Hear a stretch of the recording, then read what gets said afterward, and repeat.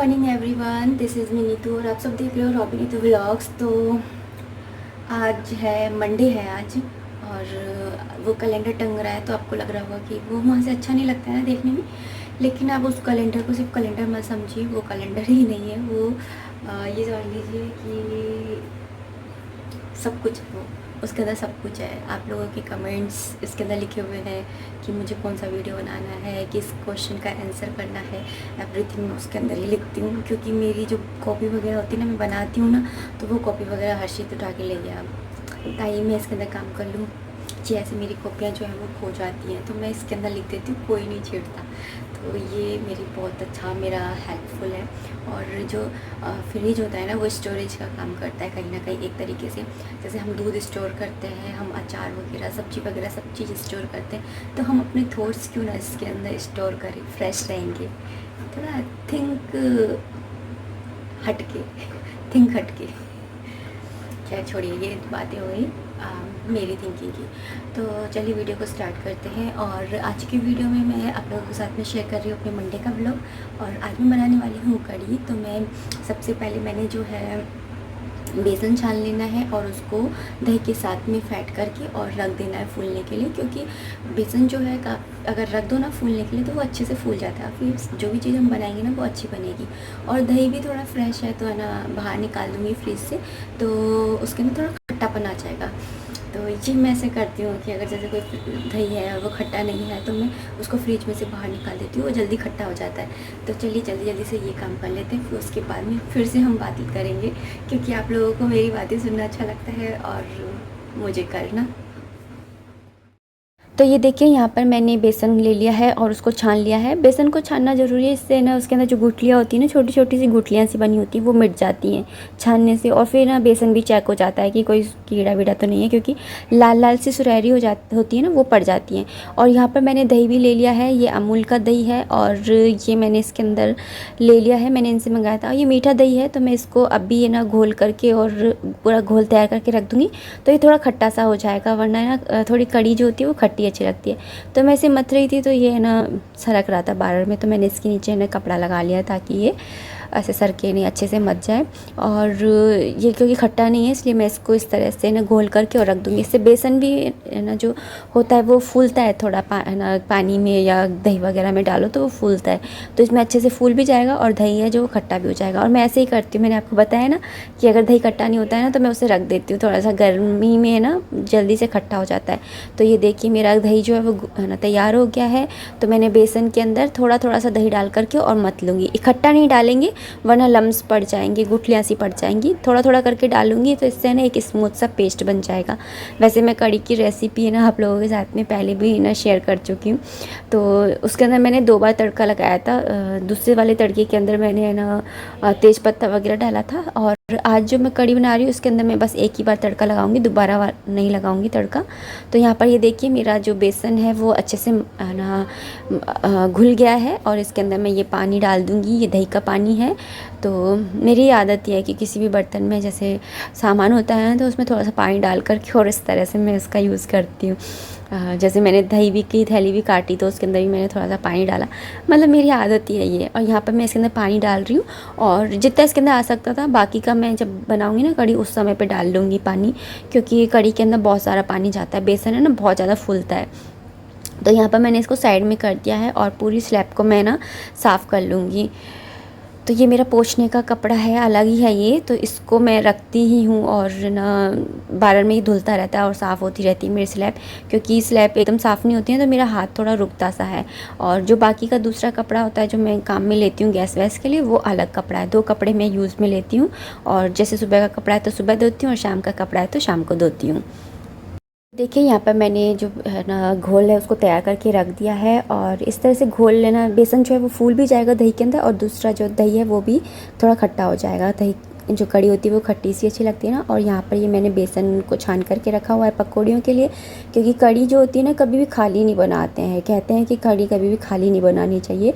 उसके अंदर या तो पकौड़ियाँ डाल दो या फिर जैसे बूंदी होती है ना रायते वाली वो डाल दो या फिर चावल डाल दो, फिर ऐसे इस तरह से बनानी चाहिए, खाली नहीं बनानी चाहिए। तो चलिए बेसन वगैरह मैंने घोल के रख दिया है और जब मैं इन लोगों के लिए नाश्ता बनाऊंगी ना उसी टाइम पर मैं इकट्ठा आऊँगी किचन में और तभी मैं काम करूँगी और तभी मैं कड़ी वड़ी बना लूँगी। अभी तो उठेंगे, अभी नाश्ता वगैरह करेंगे, अभी सुबह का ही टाइम है। और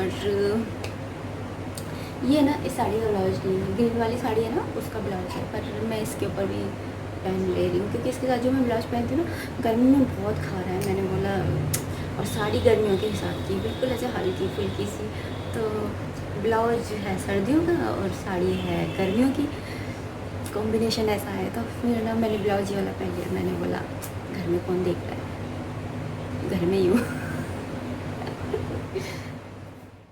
तो मैं आ गई हूँ वापस से किचन के अंदर। एक्चुअली जब मैंने वो घोल वोल तैयार किया था ना उस समय 8 बज रहे थे और अभी 10 बज रहे हैं और ये आ गए नाश्ते के लिए।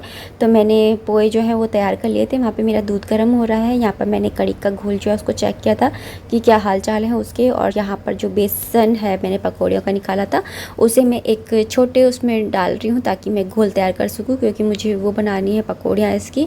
तो दूध गर्म हो रहा है, इतनी देर में ये सब काम कर लूँगी क्योंकि फिर मुझे चाय भी बनानी है। तो बस यही रहेगा मेरा काम आज का। तो वहाँ पर दूध गर्म हो रहा है, इतने में पकौड़ियों की भी तैयारी कर लूँगी क्योंकि कढ़ाई चढ़ाऊँगी ना तो तेल डालूँगी कड़ी छोंकने के लिए। तो पहले मैं पकौड़ियाँ ही तल लूँगी कि इससे मुझे है ना फायर में तेल चढ़ाना बढ़ाना नहीं पड़ेगा। कढ़ाई वढ़ाई ज़्यादा नहीं बिगड़ती, मतलब बर्तन ज़्यादा नहीं होते हैं। तो पहले मैं तेल चढ़ाऊँगी, तो पहले मैं पकौड़ियाँ तल लूँगी, फिर उसके बाद में उसी तेल के अंदर और कड़ी बना लूँगी। तो यहाँ पर मैं जो है घोल की तैयारी कर रही हूँ। और एक्चुअली मेरा नमक जो है वो शीशी में कम हो गया था, तो मैंने उसको भी भर लिया है क्योंकि मैंने आपको एक वीडियो में बताया था ना कि कभी भी घर में से नमक है, चावल है, वो कभी भी ख़त्म नहीं होने चाहिए। वो वीडियो आप ज़रूर देखिएगा। एक गृहस्थी में ना एक औरत को जो होती है ना उसे ये सारी बातें पता होनी चाहिए। तो यहाँ पर मैंने जो घोल है उसको तैयार कर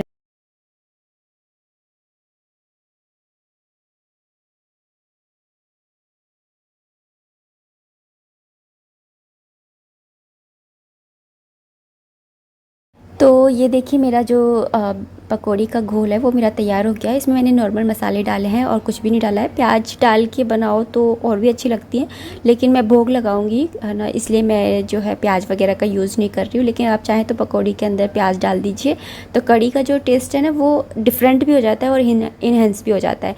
यहाँ पर जो मेरा कड़ी है उसके अंदर भी मैंने मसाले डाल दिए हाथ के हाथ, पार्लर में मसालेदानी निकालनी ना पड़े इसलिए। और मसालों में मैंने वही रेगुलर मसाले डाले हैं, हल्दी और मिर्ची डाली है बस। तो यहाँ पर मेरा दूध जो है गर्म हो रहा था वो गर्म हो गया है, तो बस मैं इसको उतार लूँगी। तो उसी के लिए मैंने तैयारी करी थी। मैं स्लैब पे नहीं रखती हूँ, कोई भी गर्म चीज़ होती है तो उसको डायरेक्ट स्लैब पे नहीं रखती हूँ। तो इस तरह से जो गोल गोल घेरे हैं ना ये मैंने मंगा रखे हैं, तो इन्हीं के ऊपर रखती हूँ। तो यहाँ पर मैंने कढ़ाई चढ़ा दी है जिसके अंदर मैं पकौड़ी बनाऊँगी। तो पहले मैंने आपको कहा था कि मैं पकौड़ी बनाऊँगी, तो यहाँ पर मैं पकौड़ी बना रही हूँ ताकि उसी कढ़ाई के अंदर फिर मैं कड़ी भी छोंक दूँगी, वरना फिर ऐसा होता है कि पकौड़ी के लिए अलग से फिर कढ़ाई करनी पड़ती है। तो यहाँ पर बस मैं जो है पकौड़ी की तैयारी कर रही हूँ और दूध वूध को ढक रही हूँ। और तो यहाँ पर मैंने तेल चढ़ा दिया है और मैं थोड़ा सा डाल करके देख रही हूँ कि तेल जो है वो हो गया है या नहीं हो गया है। और आप चाहें तो चम्मच से भी डाल सकते हैं, लेकिन मैं हाथ से ही डालती हूँ। और बिल्कुल छोटी छोटी सी मैं पकौड़ियाँ बनाऊँगी, इतनी छोटी छोटी कि ना अब जब आप ना रोटी से जब इसको खाएं तो एक ही पकौड़ी को एक ही बार में खा लें। ऐसे नहीं कि पकौड़ी को तोड़ने के लिए आपको मशक्क़त करनी पड़े, ऐसे बिल्कुल भी नहीं होगा। छोटी छोटी सी मैं यहाँ पे पकौड़ियाँ बना रही हूँ। और एक्चुअली ये चीज़ मैं अपनी भाभी से देख के आई थी जब मैं वहाँ गई थी जयपुर, तो वो इस तरह से बना रही थी छोटी छोटी सी पकौड़ियाँ। तो मुझे काफ़ी अच्छा लगा था छोटी छोटी सी पकौड़ियाँ, तो मैं तब से ना ऐसे छोटी छोटी सी पकौड़ियाँ बनाने लग गई हूँ। और बस इनको मैं ना निकाल लूँगी एक प्लेट के अंदर और फिर दूसरा घन भी जो है उसको भी मैं सेक लूँगी।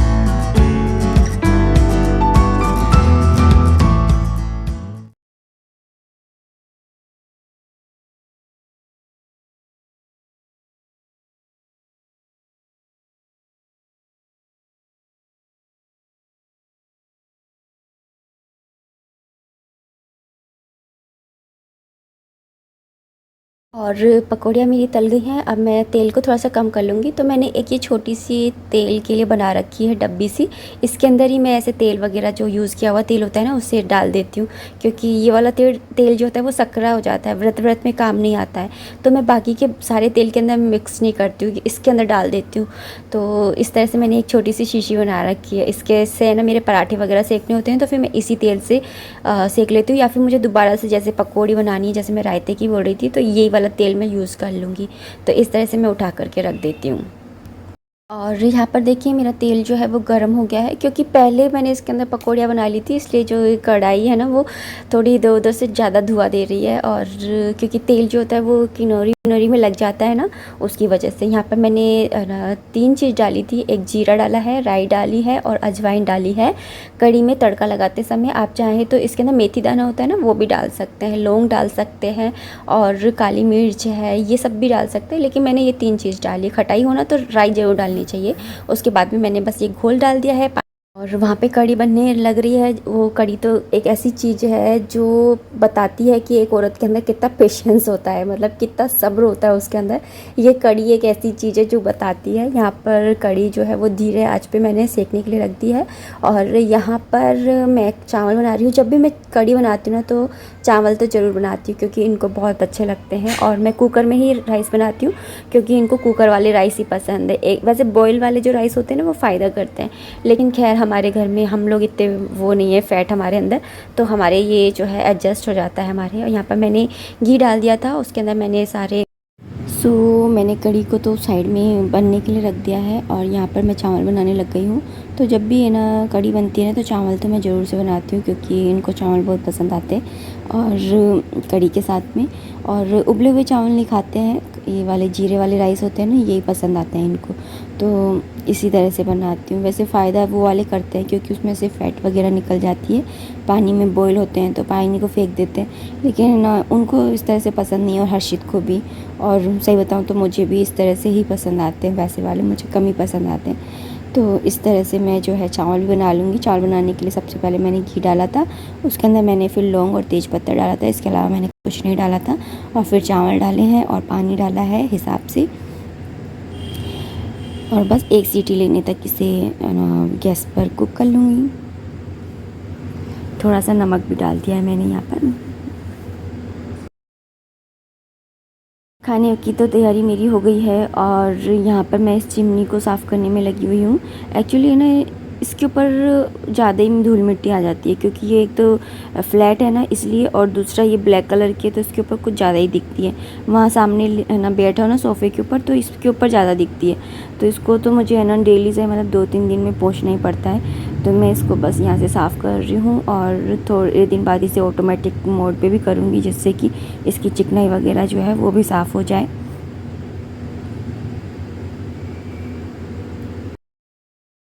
और ये देखिए मैंने थाली लगा दी है, भगवान जी के भोग के लिए राइस रख दिए हैं, कढ़ी रख दी है, और यहाँ पे रोटियाँ भी रख दी हैं। तुलसा जी के पत्ते मैं वहीं मंदिर से ले लूँगी।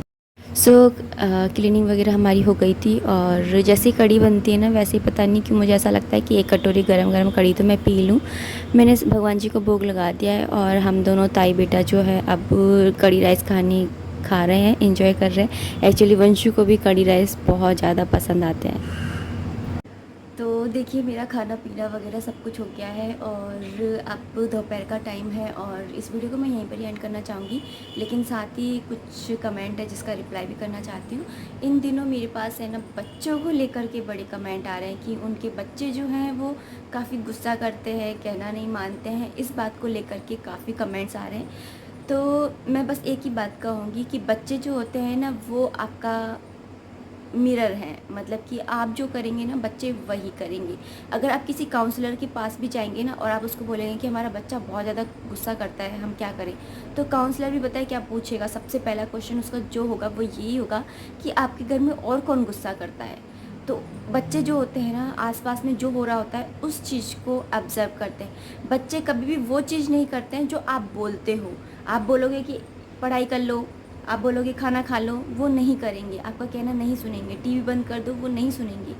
लेकिन आप जो करते हैं ना उस चीज़ को वो ज़रूर करेंगे। अगर आप पढ़ाई करते हैं, लिखते हैं, रात को सोने से पहले पढ़ते हैं, तो आपके बच्चों में भी ऑटोमेटिकली ये हैबिट आ जाएगी। मतलब कि बच्चे वो नहीं करते हैं जो आप बोलोगे, बच्चे वो करते हैं जो आप खुद करते हो। इस बात को हमेशा ध्यान रखिए। अगर आपके बच्चे गुस्सा करते हैं, दैट्स मीन आप भी कहीं ना कहीं आप भी गुस्सा करते हो, इसलिए ही वो भी गुस्सा करते हैं। अब है टीवी को लेकर के एक क्वेश्चन आया कि बहुत ज़्यादा टीवी देखते हैं। तो देखिए, आप एक बात को मैंने जो अभी कही थी उस बात को वापस से दोहराती हूँ मैं। आप जो करते हो ना, बच्चे वही करते हैं।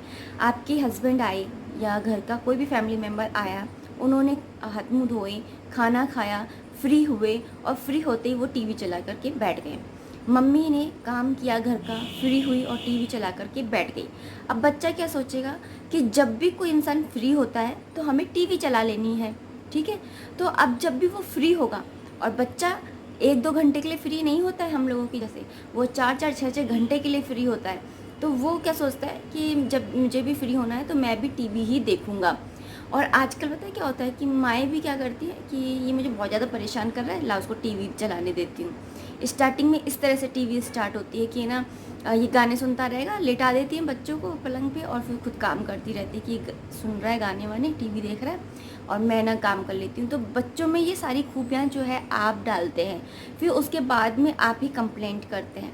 तो आपको खुद की जो परवरिश है उसके ऊपर ध्यान देने की बहुत ज़्यादा ज़रूरत है। मैं एक बार फिर से दोहराऊंगी, बच्चे वो नहीं करते हैं जो आप बोलोगे। टीवी बंद कर दो, पढ़ लो, या एक्सेट्रा एक्सेट्रा जो भी है, आप जो भी बोलोगे बच्चे वो कभी नहीं करेंगे। लेकिन आप जो खुद करते हो ना, वो बच्चे ज़रूर करेंगे।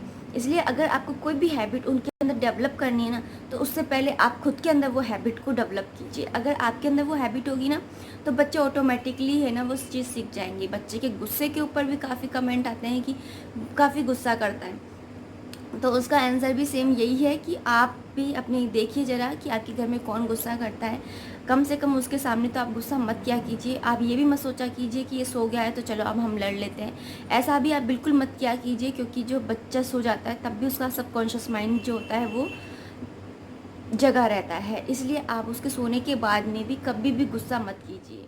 बच्चे जो होते हैं ना, वो भगवान के दिए हुए गिफ्ट है। कौन कौन मानता है इस बात को कि जो बच्चे हैं वो हमें गॉड गिफ्टेड हैं, भगवान ने हमें गिफ्ट दिए हैं बच्चे और हमारे हस्बैंड। कौन कौन मानता है इस चीज़ को? आप मानते हैं? जो जो मानता है वो ज़रूर कमेंट करिएगा कि हाँ हम मानते हैं। तो देखिए, जब हम किसी को एक छोटा सा गिफ्ट भी देते हैं ना, किसी को भी XYZ, आप समझिए आप अपने हस्बैंड को कोई गिफ्ट दे रहे हैं, तो आप 10 बार सोचेंगे कि ये उसके काम का है या नहीं है। इतने का दे देती हूँ, कितना प्यारा लग रहा है, इसको ऐसे सजा देती हूँ, इसको ऐसा कर देती हूँ, वैसे कर देती हूँ। आप सोचते हैं ना, तो वैसे ये भगवान के द्वारा दिया हुआ हमें गिफ्ट है। तो आप सोचिए कि उसके अंदर कैसे कोई डिफेक्ट हो सकता है। हम कैसे ये सोच लेते हैं कि हमारा बच्चा तो बेकार है। जब वो छोटा था तो हम उसकी स्माइल देख करके कितना खुश हो जाया करते थे कि यार कितना प्यारा बच्चा है। ऐसे छोटे बच्चों की स्माइल देख के हम खुश हो जाते हैं ना। और आज जब वो बच्चा बड़ा हो गया है तो आज हमें उसकी हर हरकतों पे गुस्सा आ रहा है। क्यों? इतना अंतर क्यों? बच्चे जो होते हैं वो भगवान के दिए हुए गिफ्ट होते हैं, इनको संभाल के रखना हमारी जिम्मेदारी है। और अगर आप पेरेंट्स हैं तो सबसे पहली रिस्पॉन्सिबिलिटी आपके बच्चों के प्रति ही है। आजकल के पेरेंट्स पता है क्या करते हैं? आजकल के नहीं, पहले के भी करते थे। 3 चीज़ अपनाते हैं।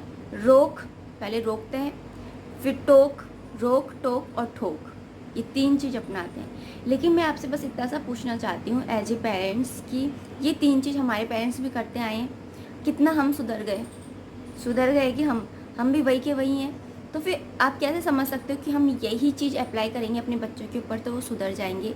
किसी भी हालत में वो नहीं सुधरेंगे। और बच्चे को मारना, मतलब आप समझ रहे हो कि ना, जब बच्चे को हमें ना, आप अपनी छत के ऊपर ले जाइए, सबसे ऊपर वाली छत पर, और उसे आप उछालते हैं तो वो बिल्कुल भी डरेगा नहीं, स्माइल करेगा, खुश होगा, क्योंकि उसको आपके ऊपर विश्वास है। ऐसे ही जब आप अगर उसकी जगह अगर आपको ले जाके उछाला जाए तो आप तो डर जाओगी ना। ऐसे ही हम जब गली में से निकलते हैं तो कुत्ते होते हैं, डॉग्स वगैरह जो होते हैं, तो वो आपने देखा होगा कि न्यूज़पेपर में भी आती है कि है ना, एक बूढ़ी औरत को काट लिया, एक औरत को काट लिया, एक आदमी को काट लिया, इस तरह की न्यूज़ आती है। कभी आपने ऐसे सुना कि किसी बच्चे को काट लिया? नहीं सुना ना। ऐसी न्यूज़ रेयरली आती होंगी कि किसी बच्चे को कुत्ते ने काट लिया। और वो अगर कुत्ता ऐसा होगा तो वो कहीं ना कहीं पागल या ऐसा कुछ होगा तभी उसने काटा होगा। तो यहाँ पे मैं ये बात कहना चाहती हूँ कि कुत्ता भी समझता है कि मुझे इस बच्चे को नहीं काटना है क्योंकि छोटा है, ये बच्चा है। तो आप कैसे, आप क्या नहीं बोलना चाहते हो ये वर्ड, क्या उससे भी गए गुजरे हो कि ये ना बच्चों को मारते हो? कभी भी बच्चे के ऊपर हाथ नहीं उठाना चाहिए। बच्चे वही सीखते हैं जो आप करते हो।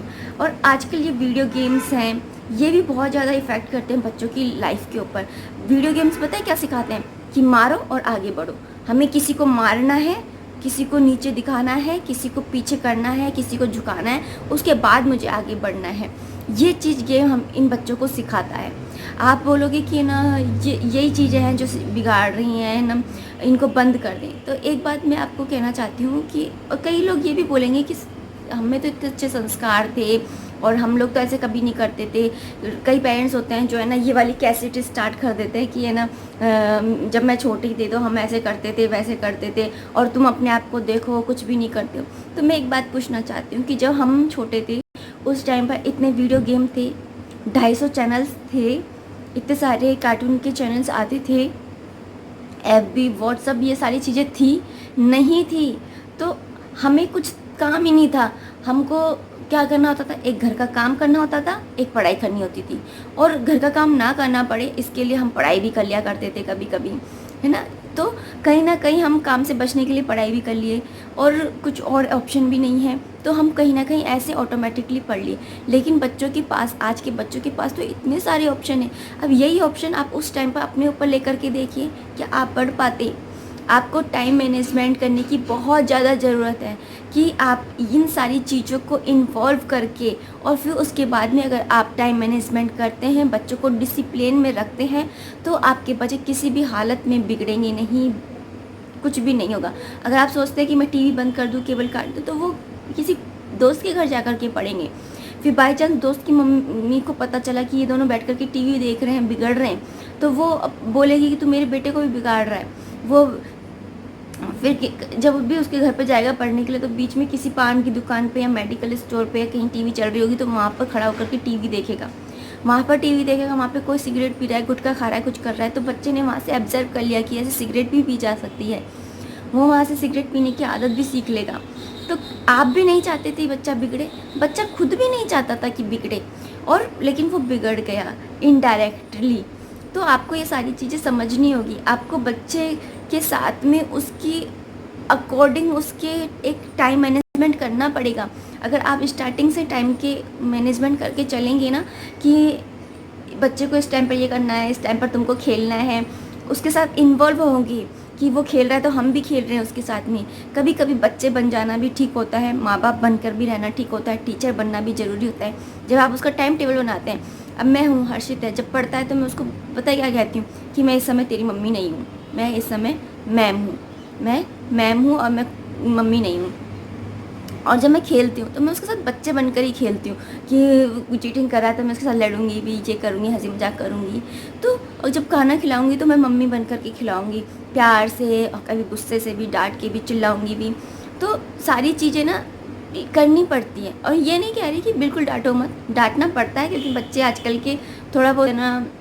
और बच्चों को ना कहना ज़रूर सिखाइए। ना मतलब जैसे कई बच्चे होते हैं बहुत ज़्यादा ज़िद्दी होते हैं, कुछ चीज़ के लिए मना कर दो, ना कर दो, तो वो रोना स्टार्ट कर देते हैं और फिर रो करके अपनी जिद मनवा लेते हैं और फिर उनकी वो जिद पूरी हो जाती है। फिर वो सोचते हैं कि हाँ मेरे रोने पीटने से तो है ना मेरा काम बन जाता है। और फिर अब जब भी नेक्स्ट टाइम आप उसको ना कहेंगे ना वो रोने लग जाएगा।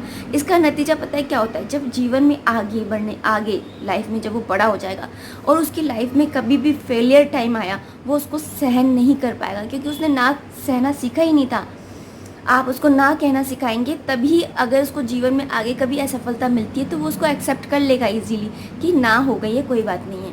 लेकिन आप उसको ना सहना नहीं सिखाओगे तो वो आगे जब लाइफ में कभी असफल होगा तो उससे सहन नहीं होगा, वो डिप्रेस हो जाएगा या फिर सुसाइड जैसी कोई चीज़ होती है ना वो करने के लिए वो, मैं आपको क्या बोलूँ। तो मैं ऐसे वर्ड्स का यूज़ मुझे करना अच्छा ही नहीं लगता है, ये मरने मारने वाले। तो बस मैं आपको समझाना चाहती हूँ जो मैं समझाना चाहती हूँ। इसके अलावा एक कमेंट और आता है कि हमारे बच्चे पढ़ते नहीं हैं, क्या करें। बहुत सारे कमेंट आते हैं कि मेरी बेटी जो है ना 11 साल की हो गई है लेकिन वो पढ़ती नहीं है। मेरी बेटी 7 साल की हो गई है लेकिन उसका पढ़ने में दिमाग नहीं लगता है। मेरा बेटा जो है वो पढ़ता नहीं है, स्कूल जाने में रोता है। तो मैं आपसे एक क्वेश्चन करना चाहती हूँ, जो आपका बच्चा छोटा था उस टाइम पर वो आपके कहीं पर पेन या पेंसिल देख करके लकीरें करने लग जाता था ना, दीवार पे कॉपी पर कहीं पर भी लकीरें करने लग जाता था ना, इसका मतलब ये वाला फैक्टर तो भगवान जी ने डालकर भेजा है पढ़ने लिखने का। एक टाइम टेबल बनाइए कि इस टाइम पर बच्चे को पढ़ना है तो पढ़ना है, स्ट्रिक्ट रहिए। ऐसे नहीं कि चल रहने दे, तेरा मन नहीं है आधे घंटे बाद पढ़ लियो, कोई बात नहीं बेटा, ऐसे बिल्कुल भी नहीं करना है। 5 बजते ही पढ़ना है तो पढ़ना है। हमारा हर्षित है, मैंने उसको बता रखा है कि 5 से 6 तुझको पढ़ना है। तो 5 से 6 वो स्टार्टिंग में नाटक करता था जब वो छोटा था, लेकिन आपने देखा होगा अगर मेरे प्रीवियस वीडियो आप देखोगे तो उसके अंदर आप देखोगे कि मैं 5 से 6 उसको पढ़ाती थी। लेकिन अब मुझे ज़रूरत ही नहीं पड़ती पढ़ाने की, क्योंकि वो 5 से 6 खुद ही बैठ जाता है पढ़ने के लिए कि मेरा पढ़ने का टाइम हो गया, मम्मी मेरा पढ़ने का टाइम होने वाला है, मेरे को दूध दे दो, मेरे को चाय दे दो, जो भी उसको लेना होता है 5 बजे से पहले पहले वो ले लेता है और उसके बाद में वो पढ़ने के लिए बैठ जाता है। ये उसकी आदत बन गई है। आपको स्टार्टिंग में बस थोड़ा सा ध्यान देने की ज़रूरत है। अगर आपको स्टार्टिंग में ध्यान दे लोगे तो आप उसका जीवन जो है वो संवार लोगे, संभाल लोगे, जो भी है आप समझ गए होगे।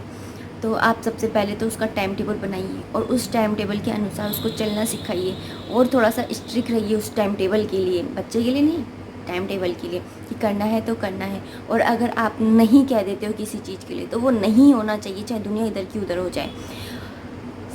उस बच्चे को नहीं सुनना सिखाइए। और जो छोटे बच्चे होते हैं ना उनके लिए मैं कहना चाहती हूँ, ये तो थोड़े से बड़े जो बच्चे हो जाते हैं ना उनके लिए मैं कह रही थी, लेकिन जो थोड़े से छोटे बच्चे होते हैं ना उनके लिए मैं कहना चाहती हूँ कि उनसे ना आप है ना नहीं शब्द का यूज़ आप कम से कम किया कीजिए। बच्चों के आगे नहीं शब्द का यूज़ आप कम से कम किया कीजिए। मैं एक पहले वाले वीडियो में भी आपको बताई थी कि नहीं शब्द का यूज़ नहीं करना चाहिए। आप जैसे ऐसे मत कहा कीजिए कि ना, एग्जाम्पल देती हूँ कि जैसे आपको है, कोई आपसे पूछ रहा है कि आप खाना खा रहे हो तो आप उसका जवाब देते हो कि नहीं मैं खाना नहीं खा रही हूँ, तो इसकी जगह आप कहिए कि मैं थोड़ी देर बाद खाना खाऊंगी, ये जवाब दीजिए। ये कभी मत कहिए कि है ना नहीं मैं नहीं खा रही खाना। तो बच्चा जो है आप हर चीज़ में अगर नहीं शब्द का यूज़ करते हैं ना तो बच्चा भी नहीं कहना सीख जाता है। कि आप उसको बोलोगे खाना खाना है, नहीं, पढ़ना है, नहीं, चाहे उसे खाना ही होगा ना तब भी वो नहीं करेगा। इसलिए जितना हो सके बच्चों के आगे नहीं शब्द का यूज़ बिल्कुल भी मत कीजिए। नहीं शब्द जो है उसको लाइफ में आए तो उसको एक्सेप्ट करना ज़रूर सिखाइए, लेकिन नहीं शब्द का वर्ड्स में यूज़ करना मत सिखाइए। इन 2 चीज़ों का आप ध्यान रखिए और इन्जॉय कीजिए पेरेंटिंग। हर जिसको नहीं मिलते हैं ये खुशियाँ, ये सौगात। कई लोग हैं जो बच्चों के लिए तरसते हैं